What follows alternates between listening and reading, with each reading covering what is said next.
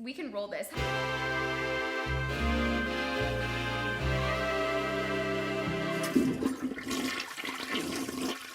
Hi guys, welcome back to the fucking podcast, because I'm ready to talk today, and I'm ready to potty talk. This is Poddy Talk Podcast, the podcast where we should talk ourselves. I am Jaclyn. And I am Torri. And today we are going to do an acting 101 because I am a very qualified, established actress, if you didn't know that. No, don't you know the saying, if you can't do, teach. So that's why we're here today. We both have grown up in the acting industry. I don't really act anymore. You still actively act and are actually talented in it, which is stunning. Thank you so much. But also beyond that, you've become a TikTok teacher of the acting industry. And I never knew this would be my truth, but it makes sense though. Yeah, and in some ways, you know how sometimes you take for granted the like random fun facts, or not even fun facts, but like actual skill building things you may know? Like, for example, you could probably do so many tutorials of like, hey, this is how you like edit on Final Cut Pro.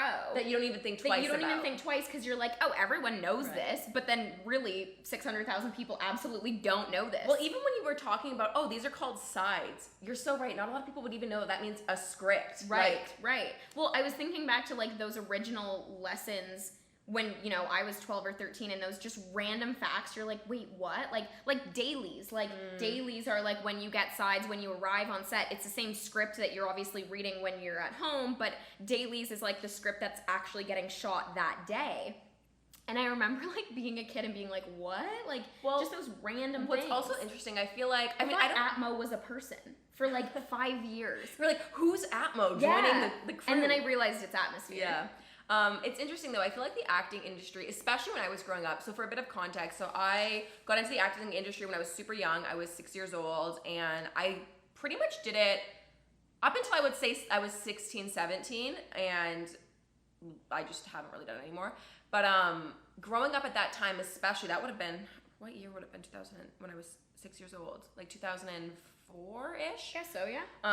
And my parents also had like obviously no experience in the acting world. We had like no connections. We had no idea, and I kept bugging my mom. I was like, how do I get on TV? I want to do that commercial. Yeah. I had seen like a Skip It commercial. Do you remember those things? Right, yeah.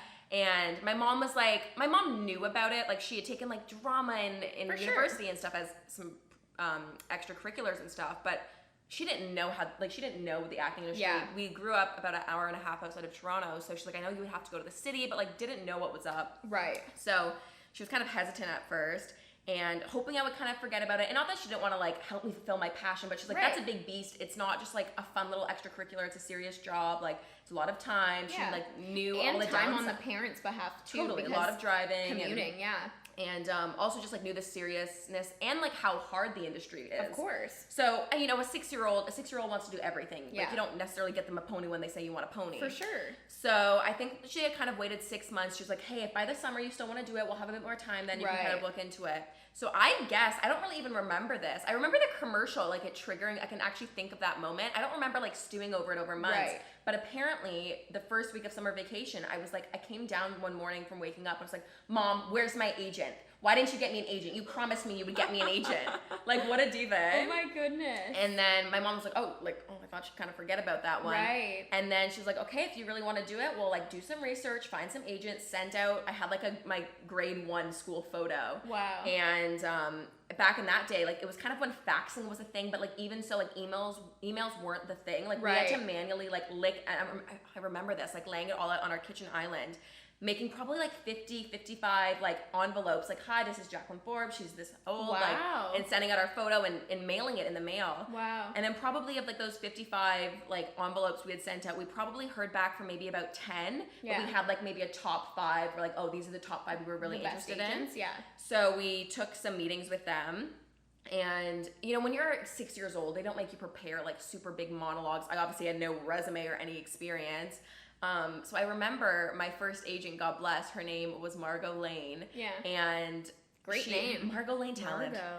And she had sent like a script for like it was like a 2-liner, like, Mr. Christie makes good cookies. Yeah. So I remember going into her little office. She had the cutest little like Maltipoo dog, and I remember I was like, I want that dog so bad. And then yeah, she just kind of like sat me down. I could totally picture it. Like I have complete memory of it. Wow. And she just like made me say it a bunch of different ways, and I had like the worst speech impediment as a child. Yeah. I've talked about it all the time. So my R's and W's were kind of backwards. So I would be like, Mr. Quisty makes good cookies. Aww. But when you're 6 years old, you can get away with it, right? So of course. yeah, and I remember going to all the different agents, and we ended up going with Margot, and I feel that like was the start. that's the misconception, I feel like, of that world, is that, because I think the most complicated jump for people is going from like amateur actor taking classes either in theater or film to then being represented by an agent and then actually getting those auditions.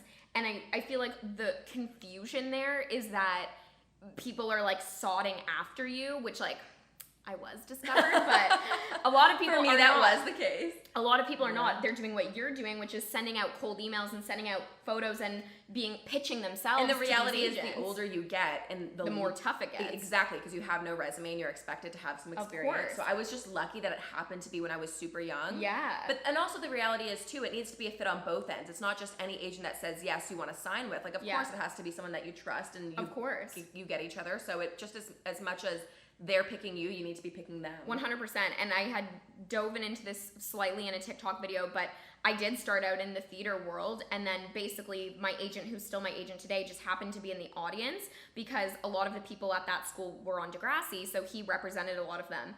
And the director of the show was like, hey, keep your eye on this little girl. I was like 12 at the time. Did you have any like inclination that you wanted to get into TV? No, or you thought you were I didn't even know he was in the audience. Oh, interesting. Like I was like a theater girl. Like that was like my tried and true. So I was like, yeah, 12 years old, and he came up to me, and it was literally like a summer theater performance, which is kind of my point of like, you never really know where those steps are going to take you. Like you can always set yourself up in the best way and do your best performance, but you don't know where that ultimately is going to lead. Yeah. And he came up to me at the end of the show and was like, hi, I want to represent you in film and television. My parents were obviously like, what? Yeah, like, pardon? What is this? Yeah. But yeah, similarly, I still had to audition for him. So even though he kind of discovered me, so we went in and you got out of it scot-free, but I did not. I had to read 3 monologues. I remember messing it up too. Like I remember I practiced it so much, but as soon as you get those nerves in your stomach, everything can go out the window. Exactly. And I think I nailed the kind of comedic one, but the dramatic one, I was really I think I forgot some of my lines. It's also a lot of stress too. You have to pick the monologues in most situations. Yes. It's like, what if I just picked a shitty script? I might not have the best gauge on that. Yeah, at 12 and I was 12 years old. And to be fair, I remember being very nervous, but in some ways I had this underlying you found me. I was but I didn't even ask for this. Well, because at the end of the meeting, I was sitting there with my dad, and my agent was kind of playing hardball because they all do. They want to make sure that you're going to be the right fit.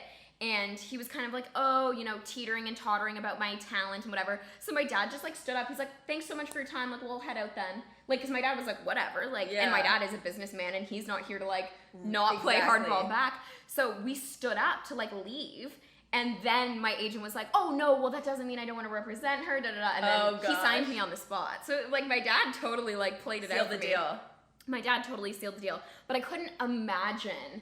I think in today's day and age, you wouldn't have to do that if you had a bit of experience, because I think to some of my friends in LA who are professional actors on another level, and they the agents will take the meeting with you and they pitch you, which I've never even had that experience, but you'll go into a room, a big boardroom, especially at the big agencies in LA, and they'll basically pitch you. They're gonna vouch for you. They're gonna be like, this is why you need to choose us. This is what we're gonna do to bring your career to the next level, which is so interesting because in Toronto the industry is just not at that place, so I don't think that that's what would play out here. But I'm like, whoa, could you imagine agents have to pitch you to get you to sign with them? Well, especially if you're at that place in your career where you can kind of pick and choose, and these people see the value in you. They know you're a hot commodity. This is once you're CBA list, I would say. Yeah, in that established. realm. You have to be established. You have to have a pretty solid, long-running resume. That's so crazy. So do you remember then your first audition or your first walking into the room, learning how to even properly slate for the first time? Yeah,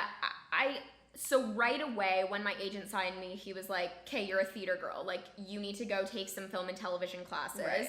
Because I had no truth in that world. I overacted because I grew up on stage. I had a very I had crazy intonation in my voice. I had, eyebrows that were very expressive, all those little things that you have to like unlearn to go into the film world. I remember I used to hate getting that note. They'd be like, your face is on this small of a screen and you're making such facial expression. I'm like, I don't mean to, I just, when I talk naturally, expressive, my eyebrows start going. Which is so funny. Yeah, and I remember specifically being in classes with people I still remember to this day. Actually, there was one girl who had actually crazy eyebrows, and like she would just constantly move her eyebrows, and she was like not good. But it was weird. I had this like deep-rooted sense of confidence very early on in the film world, which made no sense because I had no experience. But I remember being in those classes, and I would show up on a Saturday morning. The class would be, let's say, be at 11. Yeah. They always did like 6 people would run their scenes, and then there'd be a break, and then another 6 people would run their scenes.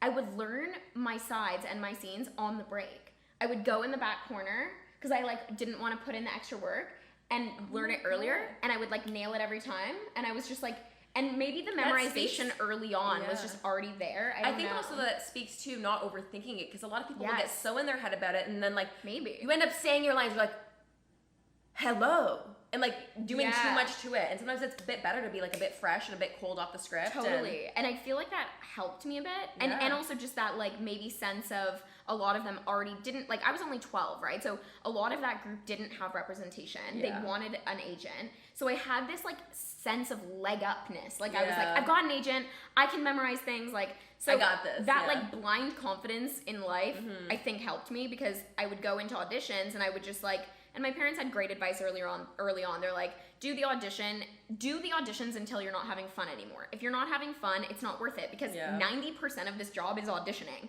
Like you have those 10% years or months where you're of course working on set and doing an epic thing, but so much of it is auditioning and getting rejected. That's so much of the industry. I remember the best piece of advice that I had ever gotten. I was actually sitting in an audition and they were auditioning 2 different things at the same time, and someone had walked in, and it was a girl that I used to watch on a show. And I remember being like maybe 7 or 8 years old. I was like, oh my god, mom, that's so and so. She acts, and she's on. And then show. she's like, well, once she's done our audition, she comes out, like you can like say hi if you want to, kind of thing. So when she was just about to leave, my mom had walked me over, and I just kind of had said hello, like that I liked her show and stuff.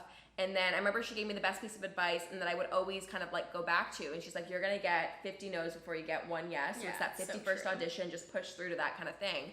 And whenever I was in a spell of like keep on getting no's and no's and no's, I always would go back to that 50 no's until you get 1 yes. I know. And sometimes like even today, like I shock myself. Like I remember I did an audition. It was probably a year and a half ago, maybe a year ago. And it was such a like, again, I'm in the mentality of the same thing I grew up with at 12 years old. I do an audition, I forget about it. I have fun in the audition, I move on.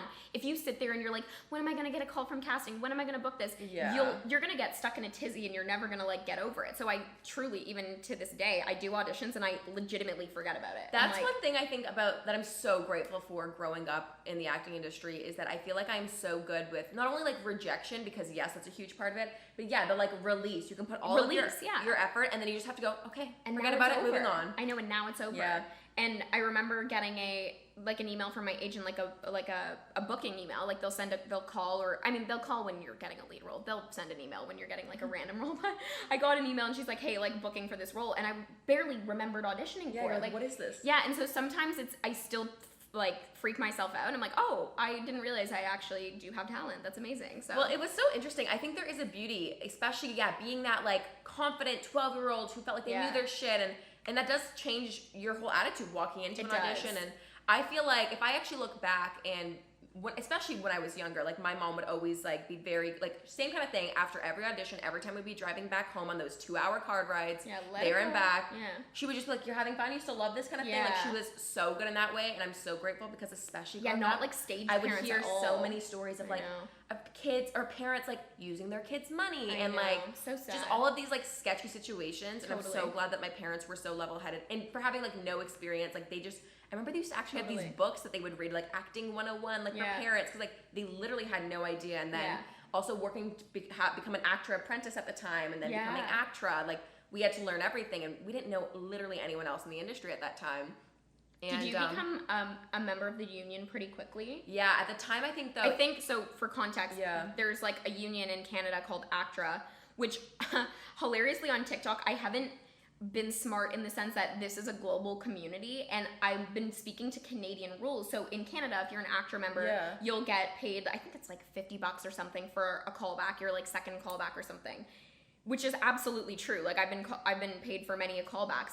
But in the US, if you're SAG, like Madison, my friend, who's an actor, literally called me and goes, "Why are you lying on TikTok?" And I was like, "What do you mean?" And she's like, "We don't get paid for callbacks." And I was like, "In Canada, we do." Oh, they don't get paid for No. So it's so funny because I was laughing to her. I'm like, I forget it's a global community because the rules in Canada in our actor union are simply just different than the US. Yeah. Well, the States is called like SAG-AFTRA, right? Or like SAG. I think SAG-AFTRA. I feel AFTRA. You're right. I feel like they've changed it. It used to be just SAG. Because the C must be Canada, but what's F then? I don't know. For America. I don't know. But no, so at the time, I remember I was kind of annoyed as a young kid because I was starting to understand it too. Well, you need credits. Sorry, that's all I was saying. You need a certain amount of credits to become a part of the union. You can't just like join the union. And then once you're a part of ACTRA, the acting union, then you can't take non-union roles. So you can't do like random student films that aren't a part of the union. Yeah. So, but there's benefits to it. Like there's typically, especially when I was younger, the main goal would be that you had kind of seniority over non-actor people to then book roles. You obviously are part of the union and especially as a child actor, that's very, very important. Yeah. Because there's rules around like how long you can work, like timing, things like that, schooling on set. But so when I was younger, at the time you needed, I think it was 6 ACTRA credits. That's a lot. I think when I started, it was only 3. Yeah, and then it got switched to 3, and it was like, I'd say maybe a year after I finally got my full membership. Jeez. So I was like, that's so annoying. I had to work double the time to get full membership, and then they switched it to 3 credits. So I was like, remember being like kind of butthurt about that. But I got my credits very fast. I think I was like a part of the union within a year because I booked a union commercial, Rice Krispies, and I was singing in it, singing with the bars. And wait, I remember seeing that on YTV. That was the first thing I ever did, which is actually an epic first thing, like a singing very commercial. Legit too. Yeah, very legit. And it was like Kellogg's. There was like 4 other people that were in the commercial, and then they cut everyone out, and it was just remember me. It was like split screens of like Make it original, oh. Like I literally swear it was about the original Rice Krispie squares, and it was like epic. Like I had literally the best time.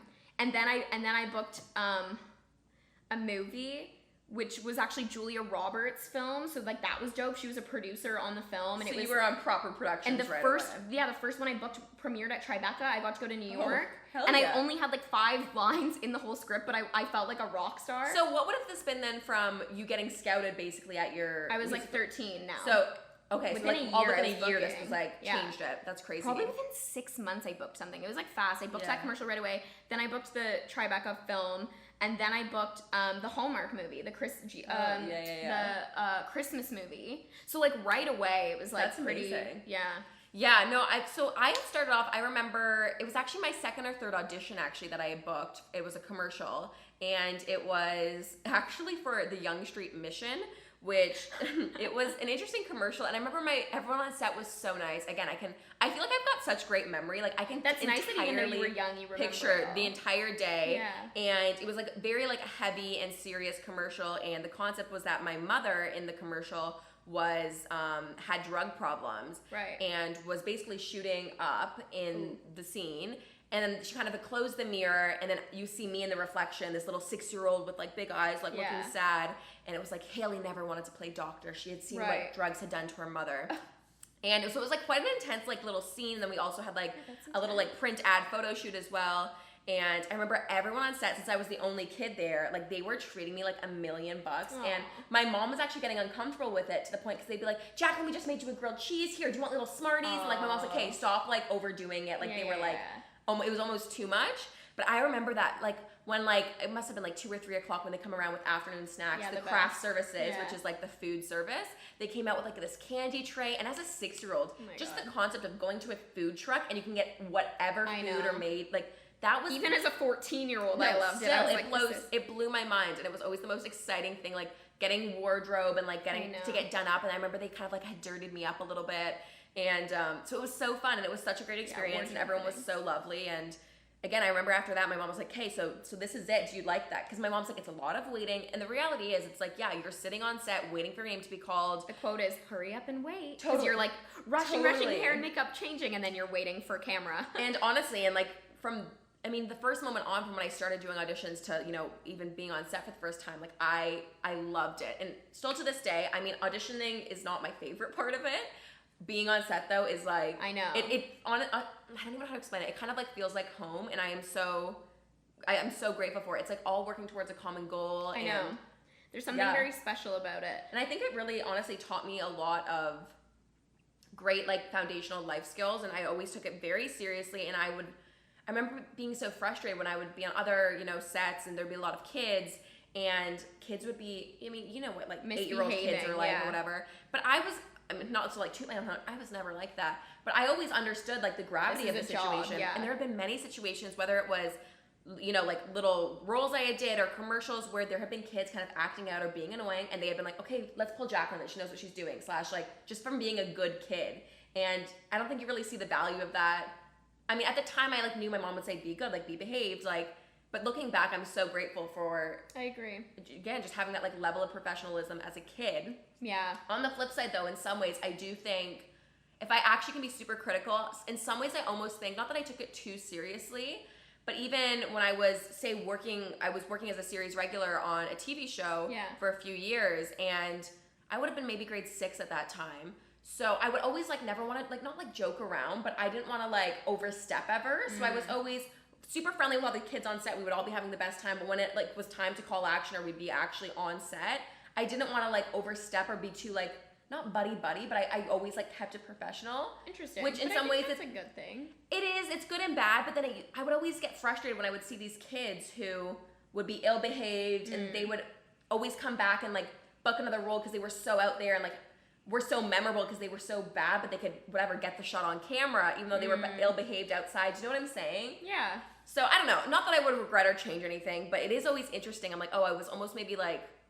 too serious, but that's just kind of how I am. I think in life. Yeah, I could see that. I think I was kind of the opposite. Like I feel like you were the kid that I hated on set. Probably, but to be fair, I was a lot older once I actually started, so the professionalism always outshone my goofiness, if that makes sense. Like, and so it was never like problematic. And I agree. Like I pretty much kept to myself for the most part, and the reality was, once I was on Life with Boys, where it was like I was actually working every single day for months on end, there's no room. There's no room for fun. I was learning 10 pages of dialogue a day. 10 pages a day. No, you're carrying a whole show. Yeah, like you're memorizing the amount of time you're just spending sitting in your dressing room or sitting in the schoolroom actually doing homework, or literally like spending 5 minutes, like usually on my lunch hours, I hadn't even looked at the sides for the afternoon yet. So I had an hour to basically memorize the afternoon's 4 scenes. Yeah. And like when you're the lead of a sitcom specifically, the amount of dialogue that happens within 4 pages. Well, you guys shot quite a bit too. Like you were pretty quick, weren't you?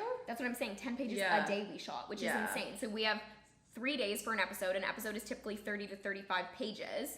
So you're literally a third shooting of the show in a day. And sometimes you didn't even get like in the Disney world, which is like amazing, you have so much money and so much time. So Madison used to tell me, I think she said a week for an episode. I remember hearing which is like amazing. Yeah. So you basically, because you're always going to have a rehearsal day. Yeah. You're going to have a table read. Then you're going to, which basically means all the actors sit in a table with the writers and the producers and they hear it aloud. Like you're just reading it aloud for performance, but not really, like just with a bit of intonation to see if jokes are landing, see if lines are working, what needs to be rewritten. Then the writers will go, they're going to make rewrites. So you can't even like memorize that first script because things are going to change. Then you're going to do like a walkthrough where you're like on your feet and the director actually stages out the whole scene. So now you know like you're running up the stairs at this point. So now the writers are going to stand there and you're going to do like a full show run through. So you're going to walk from set to set. That was like so fun doing run throughs.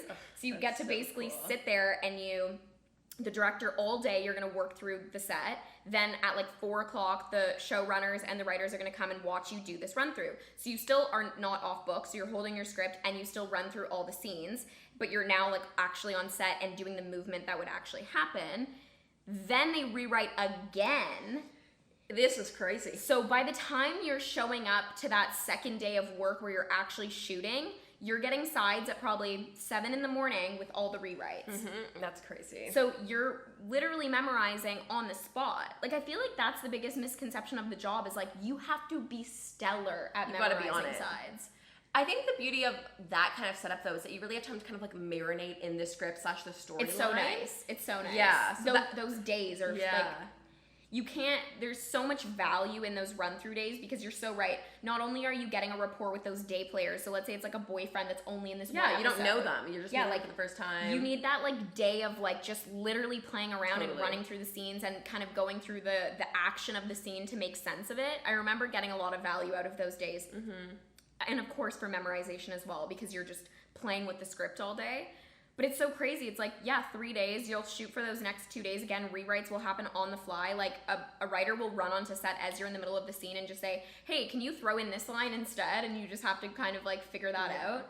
I think that's what's so nice, though, too. Like, especially, I mean, you were on that show. Was it 3 years that you shot it, or 2 years? Across 3 years, yeah.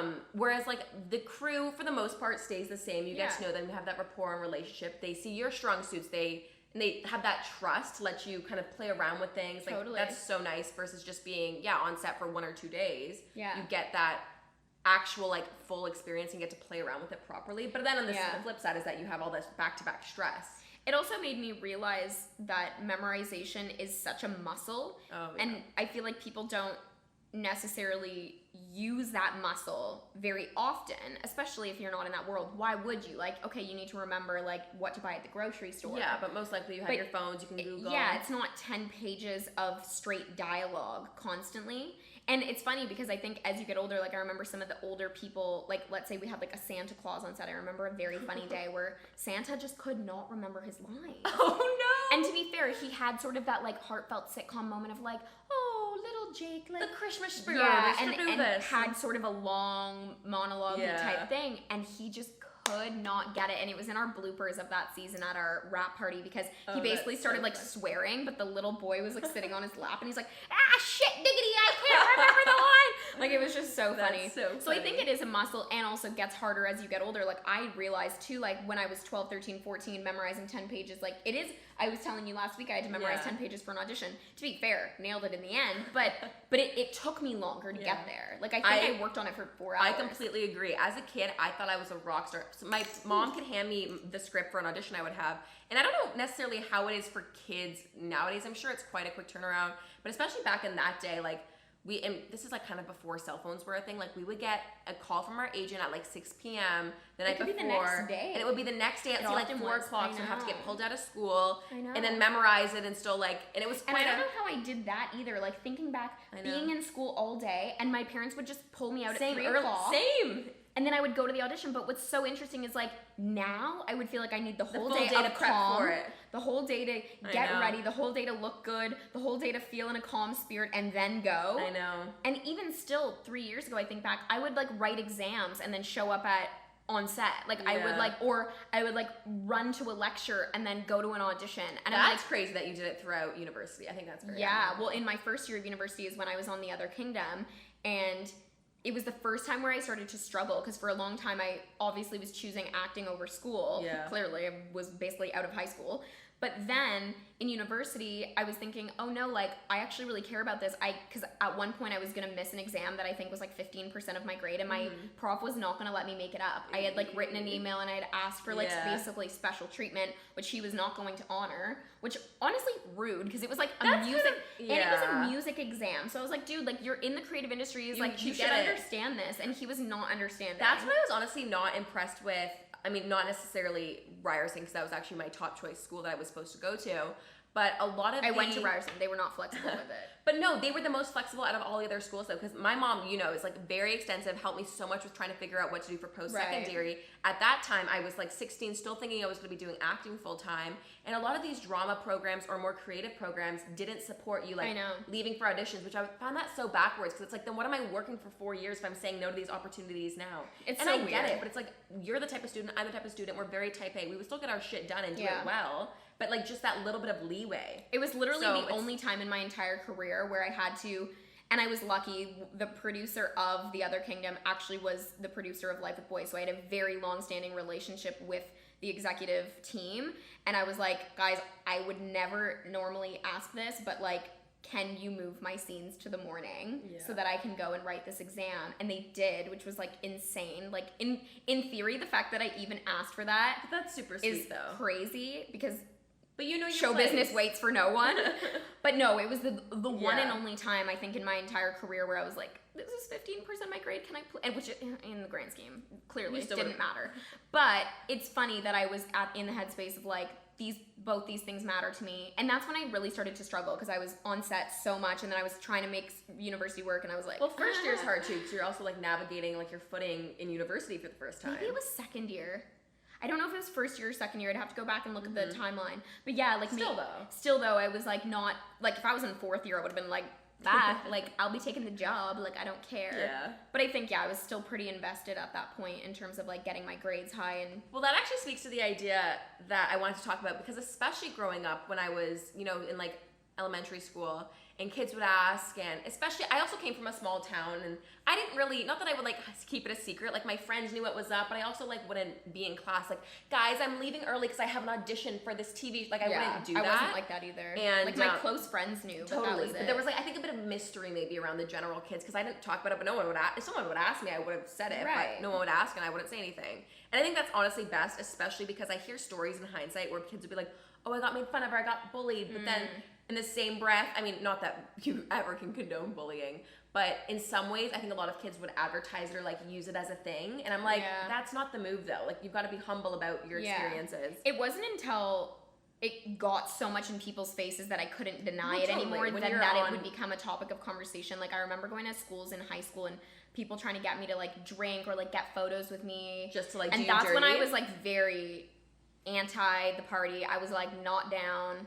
Well, why would I be? And especially, like, I We look can't back and trust I'm like, those people. yeah, and I'm like, wow, good on me for being so mature to be like, yo, screw you guys. My career is way more important than your dumb little, like, Facebook Oh my thing. God. I remember that when I was like getting into grade 8, high school, and my mom would always say, and this is kind of the age of Facebook, like, whereas now it must be 10 times harder because everything is recorded. Right. But my mom would always say, you have one photo that leaks or one photo that comes out, then like people will think a certain way about you. Totally. And that was also at the time when, if you look back to, and the times have changed so much, I feel like old saying that, but that was like when Miley had her photo shoot and she was just wearing that like towel, which and now is like not even risque at all, but at the time it was like Disney stars does a naked photo shoot, whereas like now luckily the world has progressed.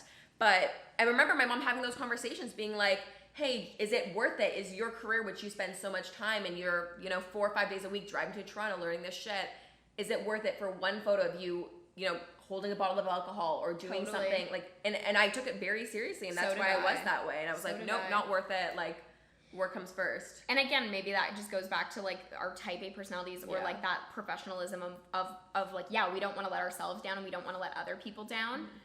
Saying no to peer pressure. But yeah, like legitimately, Not worth like it. I was very pulled out of, to be fair, I was very pulled out of that social circle because I was like that. But I had said this in a TikTok video as well. So much of that industry, especially if you're doing it young, is sacrifices. Like you're gonna miss that barbecue. You're gonna miss all those birthday parties. You're gonna miss, you know, partying with your friends on a Saturday night or on a Friday night because you're working until 8 p.m. Oh my God, so many sleepovers.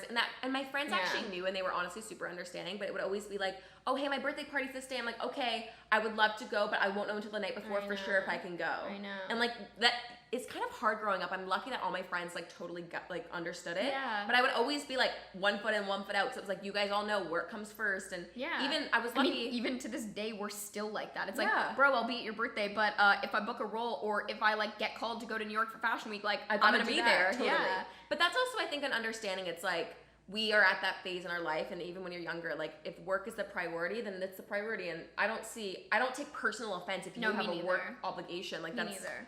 Well, friendships I mean, it's can happened always be there. Many, many, many times with Madison, who is also an actor, where we'll be like trying to book a thing, and she'll be like, I won't know until this time if I've booked that role. I'm on hold for that, or do I have an audition for this? And it is really hard because unfortunately, what's different with our careers now is we're no longer, as digital creators, no longer at the mercy of someone else. Like you can create a YouTube video on the road or in the airplane, adapt it to wherever you may be. And content can be shot anywhere, and we can shoot a brand campaign no matter where we are in the world and still make money.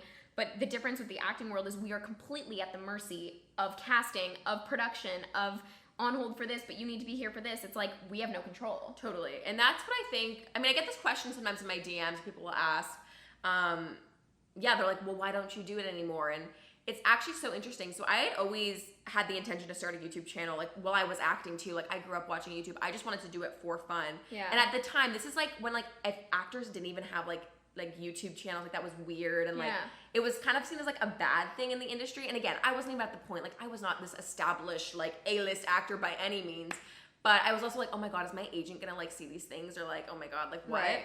Whereas now it's the complete opposite. I feel like everyone is encouraged to obviously have all these other platforms, and it can actually be a selling feature, especially for new shows. Like they want creators. Well, did you see even like Charlie D'Amelio or Dixie the sister? Like they're all in these shows, and like it's not about the acting. They don't care if you're a good actor or not. But if you can draw in 21 million extra eyeballs, well, that's the thing. But see, I like to keep them separate. In that way, I do like to keep them separate. This is where the fine line is, though. I do have some of my hosting stuff on my resume, which I remember talking to my agent. I was like, should I like put the red carpet right? Because hosting is a weird thing. It's like it's not in the acting world, but then it's not it's yourself, but it's showing that you can like carry a conversation, but it's kind of weird. That's though. The problem. Yeah. In my head, and again, I think this is like my jaded perspective, and I don't necessarily think it's right. Yeah. But I truly like to, and I probably for my own mental health, like to keep them separately. It's like this is my digital world. This is like the career I can run here. This is the business I can do in this world. This is my act, and it also like maybe in my head is also that idea of like an actor is an actor, like. You know what I mean? Where it's like the Charlie D'Amelios, they're not trained. They're just... Well, I think the audience also sees that too. They're like, okay, Charlie is a TikToker, Dixie is... And Scarlett Johansson is an actor. It's like... I still think there is a difference. I agree. Yeah. But... So that's like where I struggle. But I feel like either way, it doesn't really matter. If someone obviously found out I have reach on social media, I don't care. But this is what's interesting. It's like, I mean, so, okay, kind of going back to the conversation. So right now, I mean, I still do have a film and TV agent, and she's incredible. Shout out, Faith. You are amazing. Actually, I know her daughter watches these, Joey. Wow. Love you as well. Hello. No, they are incredible, and they've been so supportive of the social world as well. Yeah. And I mean, she knows, because I'm at the point, not that I'm like this, again, established actor that can pick and choose roles, but it's also like, I don't feel comfortable going out for like a McDonald's commercial when everyone clearly knows I'm vegan, and then if someone sees like, it just like makes, I don't want to do that.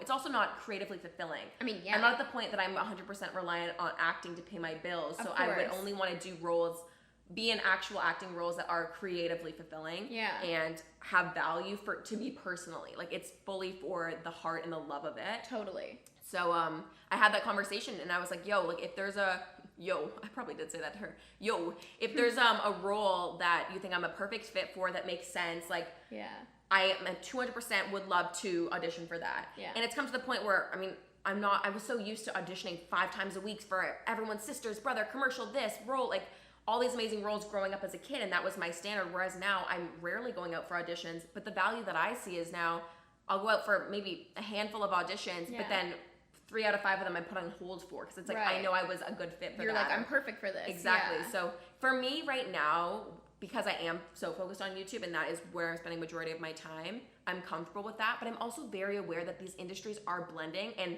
I, again, 200%, I love being on set, and I don't know how it's going to come to life, but I also I'm kind of at peace with the idea that I know my life will weave kind of back in those worlds. But I'm so happy to be excited for that opportunity. I really think our worlds will always weave in and out. Like I feel like we're camera people. You don't escape that in life. Yeah, I agree. It's like whether I'm holding this small rig and pointing at my face and sharing that on YouTube, or whether it's a camera crew running after me and shooting me. There's a level of narcissism in it all, and we clearly feed off of that. And there's a certain personality type, and we clearly possess that. Exactly. Well, let's be real. If you can make a YouTube channel and you're looking at your face all the time, and your channel's about you and your life, like there's a level of narcissism has so many negative connotations, but you do have to be comfortable with that. Yeah. And it's the same with the acting world. Just like putting yourself out there in such an extreme raw way. Like that is literally both worlds. Whether that's digital and you're sharing your life every single day and being like, yo, it's a shitty day, guys.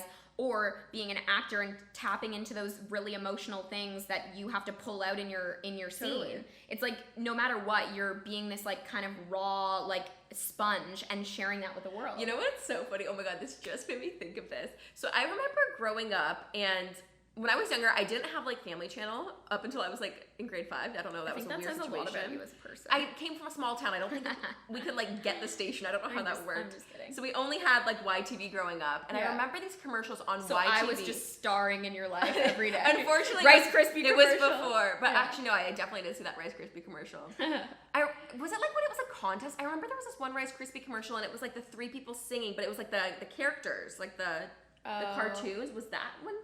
Yeah, and that's it. Okay. With the cartoon. I definitely saw that. But no, so I remember at the time there was these reoccurring commercials that would come on, and it was like basically, do you know what pull-ups are for toddlers? Yeah, of course. So it was like for like basically kids, like 10-year-old, 11-year-old kids that would have accidents that night and have these like basically pull-ups. Yeah. And I remember when I was like 11, 10, seeing these commercials, and I was like, Mom, if I would look at these kids, I'm like, that's so embarrassing for them. Like they don't even wet the bed at night, but like now they have to be the face of these commercials. Right. And I was like, Mom, I would never say no to an audition or a commercial. Like I'm so happy to go out for anything. But I was like, Mom, I can never be the face of this like pull-ups for tweens. Like I was like, that's so mortifying and embarrassing. And then it was so funny, not that it's exactly the same thing, but it's so ironic because a few years ago, I had done this huge campaign with Kotex, who I love, and I genuinely use their products, and I just like love them. Yeah, it's basically the same thing, but the adult version. I had started the first, like, I actually basically sent in an audition when we were basically doing pitches for this whole campaign before I had even gotten officially on the team. I basically sent in this audition kind of tape, which they ended up using as part of the actual like commercial on the campaign. Crazy. And it was vaginal discharge. Let's talk about it. Like it was this very kind of raw and like on the nose kind of like bit. And I remember my mom had eventually seen it when it was running out. She goes, "Oh my God, I just got this Kotex ad." She's like, "This is the adult version of your pull-ups." She's like, "Who would have thought?" I'm like, you know what? This is where life has led me, baby. Yeah, and that's the thing too. It takes a certain personality once again to even be able to put yourself out there in that way. It's like we've been out and people have been like, "Hey, you're the Kotex girl." Literally, like, that has happened. It's like, oh shit, it has happened so many times. I've been made. Aren't you the tampon girl? I'm like, that's me, boo. But honestly, like, whatever. Like, no, I personally, especially at this time too, like, I'm actually happy to be a voice and advocate for that type of stuff. Totally. But no, it is so funny. And even in the acting world, like that little kid who was the where's the pull-up kid like, now? He probably has bank. He got bank in the bank account. Residuals. That's what I'm saying. Yeah. There is bank in the bank account. So it's like you just gotta like live, laugh, love. Live, laugh, love. We live, laugh, love. We gotta live, laugh, love. Yeah. Okay, I know you have your resumes here. Did you want to pull those up and like? Yeah, we were joking about like the hilarity of like an acting resume and how it's sort of that like fake it till you make it a mentality of like just like adding things onto it that are so irrelevant. Well, the funniest thing actually about this resume, which I completely forgot this is even a section. Does yours have your height? I have my height. Yeah, so I feel like that's height the and eye color. Yeah, hair, eyes, and height are like really you gotta put that on. Then film and TV experience I have, and then do you have theater? Well, no, I you have really voice. I have voice. Oh, voice stuff. What voice stuff did you do? I did. Do you know Wild Kratts? Remember the Kratt brothers? Kind of. They Zaboomafoo. Yeah, you were on Zaboomafoo. Well, no, they had a cartoon version of that, so I just did like a few episodes of that. Cool. But I also have awards, Young Artist Award. Yeah. For our TV show when we were younger. Yes, me too. Oh no, I do have online. So I have the hosting stuff. Oh, I actually. You have your numbers? I do have my YouTube channel on here. See? Okay, that's a lot funny. of people do. They have the Much Creator, like with the segments for MTV4 and stuff. So, but that's weird. Like it's not acting, but it's like hosting stuff, I guess. Mine just says commercials list available upon request, which is so funny. No, but I think that's actually like you get to a certain level where it's like, it's like no one cares about the commercials you did. So my favorite personal section actually is the very bottom. I have special skills. Which Same. I remember having this on my kid resume. I actually forgot that this was on my adult resume. Just the fact that these what are your special skills? Basic flute, which also is just like, no, I cannot even play the flute. If someone brought me into an audition and was like, play the flute, I'd literally be like, no, play the basic flute. That should be removed immediately. Wait, that is so funny. Languages, it says French, which like I could make it work if I had to. You can't speak French. And then dance, it has probably too much than, this is more reflective of back in the day, but it has ballet, which like obviously could do back in the day. Tap, I could still mess. Oh, we know you can. Hip hop, I could still mess. Jazz, I could still mess if I had to. Acrobatics probably should be removed because I'm not at that level. Point should also be removed because I no longer wear my point shoes. Musical theater, obviously. The thing is, you have the experience in it though. You could probably pull it together for a shot and then get switched up with body. I guess like so. Work, right? And then I have vocals, like alto, soprano, pop, musical theater, and then athletics, swim, which I can, run. Okay, I guess I can in recent years. Gymnastics, like again, should probably be removed. Cheerlead probably should also, like, could fake it, but could be removed. And then horseback and bicycle. Oh, that's interesting. Okay, yeah, I didn't even have swimming or like running or anything like that on here. These are my special skills. Acro dance, gymnastics, cheerleading, trampoline, track and field, soccer, are all relevant. volleyball, downhill skiing, snowboarding, and juggling. I'm dead. Juggling has made it on the resume. But that's what I'm saying, like, that part of it, the resumes are truly useless. Like, I feel like nowadays, I don't know how it actually works. If I was a casting director, I would watch a tape. I would get tape sent in to me, especially for the first round. I would probably creep their Instagrams because you can learn so much more about a personality / their skills. I feel like, well, a lot of actors at least have a public, like, Instagram. Yeah. So I'm just on this. Oh, it expired. But like, I feel like you get my vibe. So there's a thing called casting workbook, which is what we're on right now. So essentially, like, once you're kind of like under an agent, you can like go on to Casting Central, and it basically like casting. You'll upload. You say Casting Central.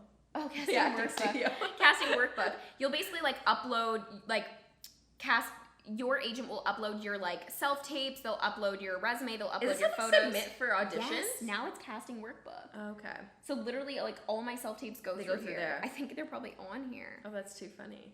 But I don't go back and watch. Like, you know what's so funny? Once I'm done with an audition, I can't rewatch it. I'm God. I'm too. I'll save the ones that I've gotten. Like, there was one that I had booked. Actually, I think you randomly came to that like premiere. Remember that like student? It wasn't a student film, but the short film that I did. Yes. I randomly kept that self-tape and it was so bad. But it's so ironic now. I feel like the skill set kind of crosses over because, well, especially now this was Corona. taken in the digital world. So in fairness, wait, those are good photos. Well, this one was taken at a TIFF event. He literally just snapped it, and I was like, "This is an amazing photo. I've used it for so many different things." It looks profesh. I'll have to send it to you so you can lay it on the screen here. Camera, but it just looks very professional. These were like older, but I still look the exact same, so I've never reshot them. No, that's totally you. It's like, I look identical. Yeah. Wait, how old are you in those photos? 18, maybe 19. Oh, yeah, those totally work. So, like, 3 years old, no, I'd those say. totally work. Even the hair looks pretty much identical. No, it does. That's very similar. Nothing has really changed. They're very expensive if you're, like, shooting them in the right way, that's why this one's so funny, because it's just literally, like, LOL. But I like this one because it makes me look older. You do. You look But like then these are good. Suits audition. That's what I'm saying. Audition for Suits, when I get my pre-law audition. And then the other one's your everyday girl next door, 22-year-old. And then this one is like sitcom, like you can be your teeny bopper there in that photo. And that's the thing too. That was actually and I love all the other parts. Literally, I would say other than auditioning, I love every part of the acting world. Yeah. And I like auditioning if it's like a callback or you're like, okay, they know they know like this is something. Just the original initial audition, I still, no matter how old I am, I still just don't enjoy it. Do you still get nervous? I still get nervous. Oh, I still get a little pit in my stomach. Same. Totally. And but it's all those things that you just kind of lean into. Like it's like you gotta feel your nerves. I get butterflies in my stomach. Same. And I will get dry mouth. I don't get dry mouth, but I feel like I'm just gonna literally run and diarrhea. Yeah, but what's so crazy is once I'm in the room, that goes away. I agree.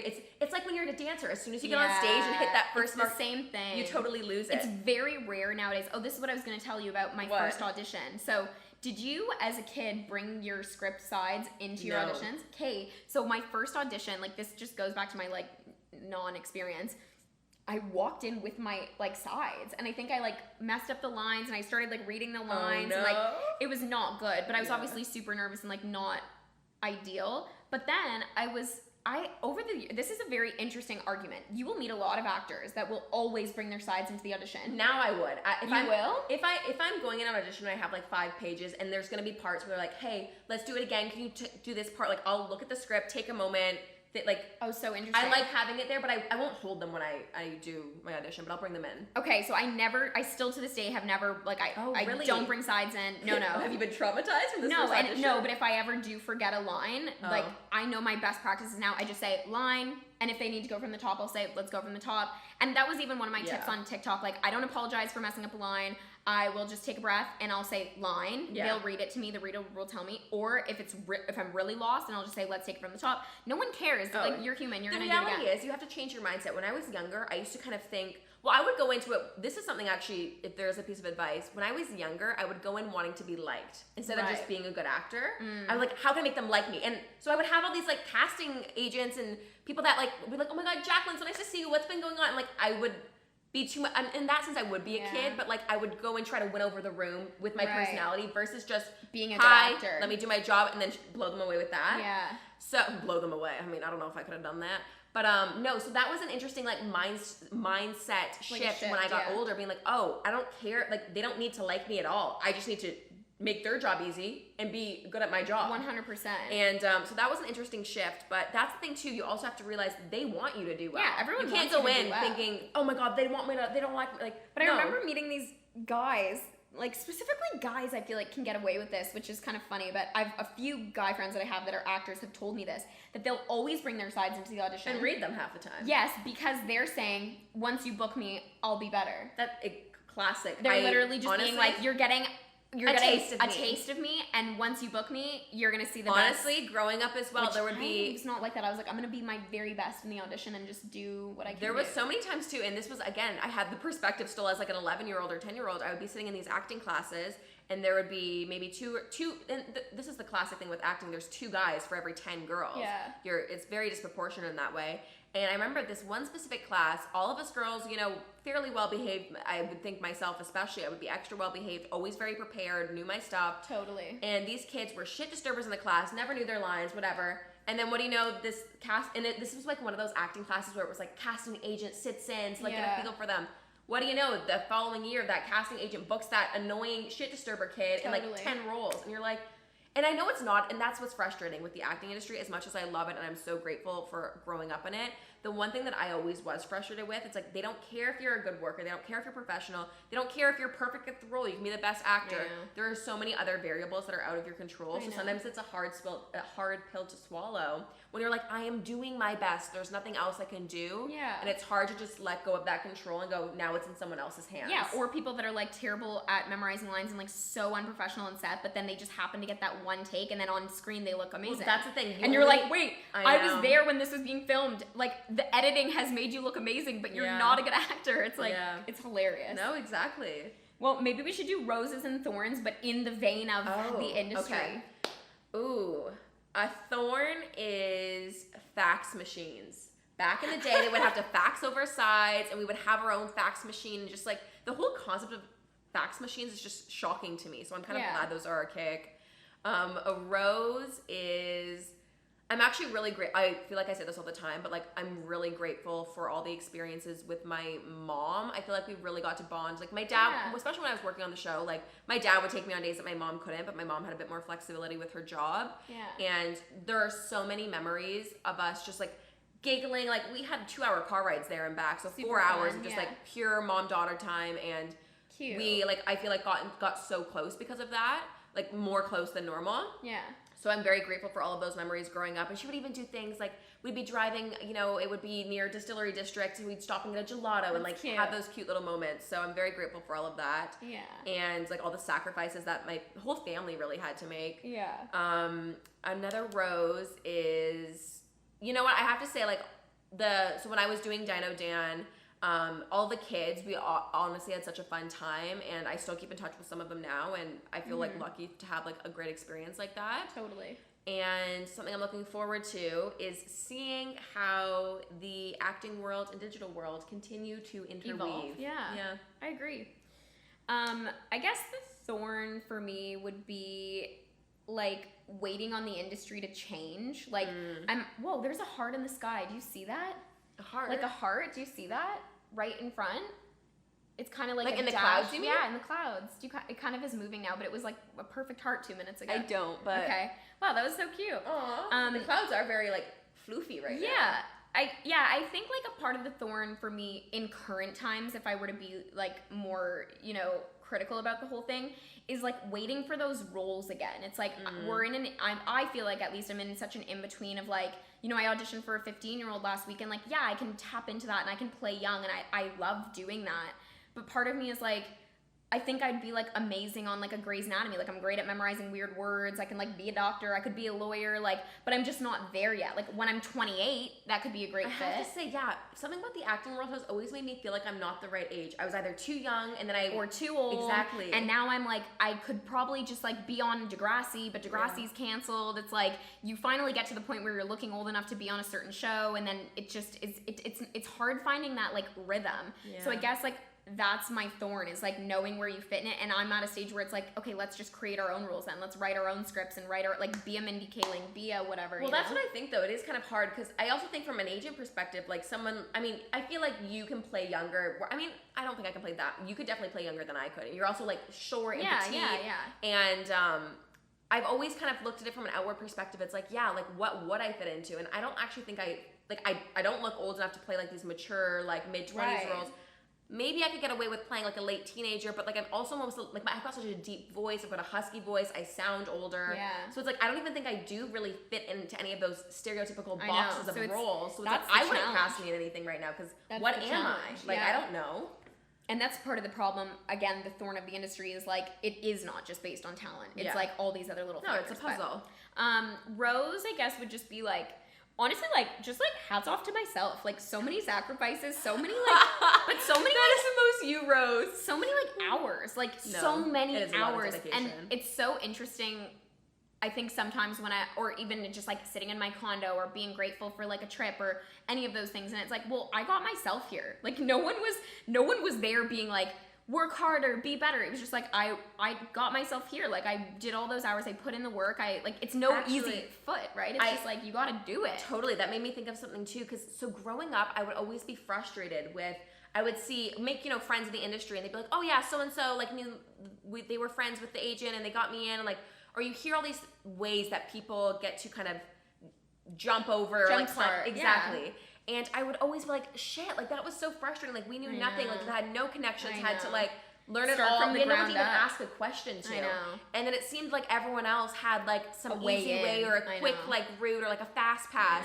And I remember at the time being like, Mom, it's so unfair. Like why does everyone else seem to be 5 steps ahead and have all these like easy doors or connections and but then you now, especially in hindsight, I've really changed my perspective because I get to look back and be like, even YouTube, because in many ways I feel like my acting career has influenced me being comfortable on camera and learning how to do all of that, and even many professional skills as well. And I look back and I get to go, wow, I actually feel entirely self-made.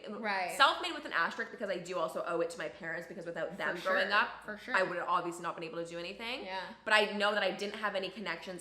You're sharing in my rose. Exactly. So no, but that's what I'm saying. There is actually something to be said for that. For sure. It's just like we out here did it, like, and that's sort of the hardest advice to get is you gotta suck it up and you gotta do it, and that's kind of it. And then the final rose, I guess, would just be, I mean, it's funny because it's like half connected to the industry and half not. So much of like, it goes back to like a joyous thing that happened last night, which is watching a movie with my boyfriend. And I think so much of my love for the industry and film and television echoes into the way that like Adam and I had gotten together, because so much of our love for the industry is built off like, we love the collaboration, we love the industry, we love watching movies together. And I love that world is kind of like, we are so technical about our like responses and how we talk about things, and the way we like consume media still feels that way. And that's a rose, like knowing the behind the scenes and like being able to be like, oh my God, like how is that? Where's the camera in that moment? Do you find it ever pulls you out though? Because now you're in a good way. Like I love being pulled out and being like, whoa, how is the camera mounted there? Like that makes no sense. Like the actor is there, and like, so I love that side of it. So that's like the rose. But I remember, so it was interesting. So quick follow up. I ended up going into the makeup world and started doing film and TV in the makeup world, doing makeup in the film and TV world. So it was, again, interesting to have that acting experience to back it up. But now that I watch a lot of TV shows, and I remember 13 Reasons Why Season 1, their special effects makeup, I remember Clay Jensen had this like scar on his head, and it was so not good. I don't know, to be fair, I don't know if it was just lit poorly, and that's why it looked so bad, but like the color was wrong, and this like fake scar was no, I'm so... sure it was just bad. It was not good. And I Yeah. remember the whole season, I couldn't get into it because I'm like, this fake makeup is so jarring to me. And it was frustrating. Well, let's put it this way then. Good It's bad when exactly. it's bad. It's Sure. good when it's good. That's like true. the You movie can we watched appreciate it when it's good. Zodiac last night, and it was like a really long movie, but beautifully made. Like, and it was just so interesting, and it was kind of uniquely shot, and like, so that's when it's good. When True. When it's When good, it's it's really good.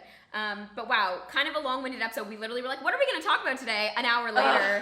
This always happens to us. But yeah, hopefully this was interesting for anyone that maybe has joined us from TikTok. Or if you came from another. TikTok, we comment love your TikTok down below. Yeah, but thanks for listening, and we will be back next week. That was an episode of Poddy Talk, the podcast where we shit talk ourselves. I'm Jack. And I'm Tor. We'll see you soon, guys. See you on the flip. Bye.